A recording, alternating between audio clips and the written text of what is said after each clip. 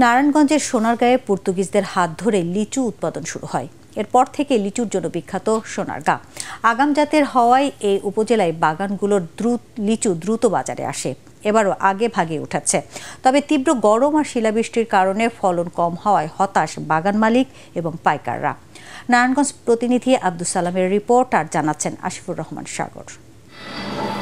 নারায়ণগঞ্জের সোনারগাঁ উপজেলায় এবছর 12টি গ্রামের 780টি বাগানে লিচুর বাণিজ্যিক চাষ হয়েছে। বাগান মালিকরা বলছেন, সোনারগাঁয়ের মাটি ও আবহাওয়া লিচু চাষের উপযোগী। উপজেলার ঐতিহ্যবাহী পানামনগর, চিলারবাগ, উত্তর ষোলপাড়ায় সারি সারি লিচু বাগান, চোখ জুড়িয়ে যায়।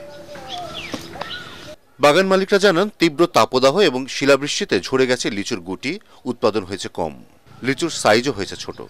এতে চরম ক্ষতির মুখে পড়েছেন লিচু ব্যবসায়ীরা। তাদের আশঙ্কা এবার আশানুরূপ মুনাফা হবে না। যে রৌদ্র আর শিলাবৃষ্টি, রৌদ্রের কারণে লিচু গেছে চিপা, শিলাবৃষ্টির কারণে সব গেছে গুসা।